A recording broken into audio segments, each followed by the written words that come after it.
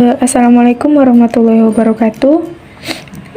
Perkenalkan, nama saya Ainul Mardiah dengan NIM 21129003. Baiklah, di sini saya akan menjelaskan materi tentang perkembangbiakan hewan. Hewan berkembang biak dengan cara aseksual atau vegetatif dan seksual atau secara generatif. Perkembangbiakan hewan merupakan salah satu karakteristik dasar yang dimiliki hewan sebagai makhluk hidup. Perkembangbiakan ini diperlukan dan dilakukan agar hewan terhindar dari kepunahan. Yang pertama, kita akan membahas tentang perkembangbiakan generatif.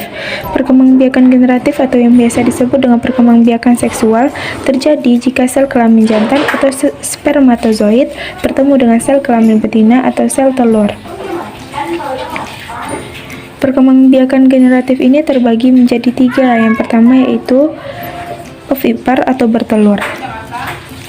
Ovipar merupakan perkembangbiakan dengan cara bertelur. Perkembangbiakan ini biasanya dilakukan oleh unggas dan reptil.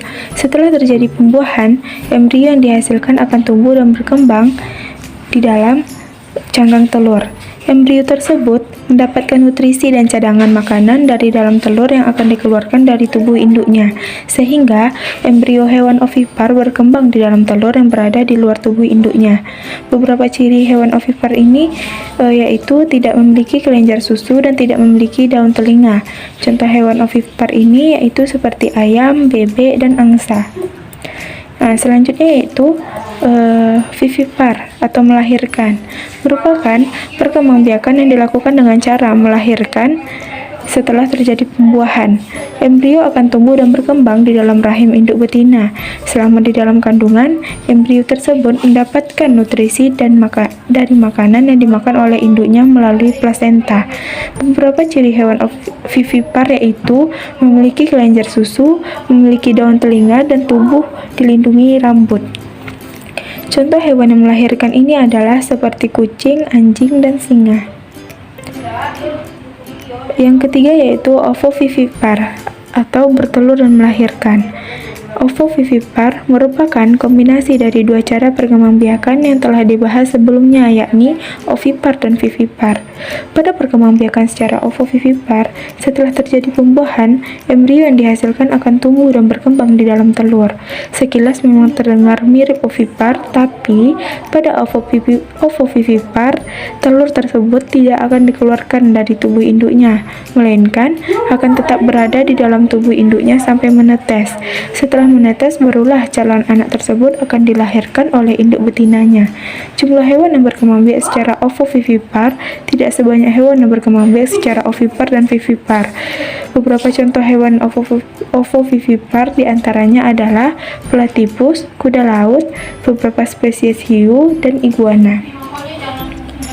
Nah, selanjutnya kita akan membahas tentang perkembangbiakan vegetatif.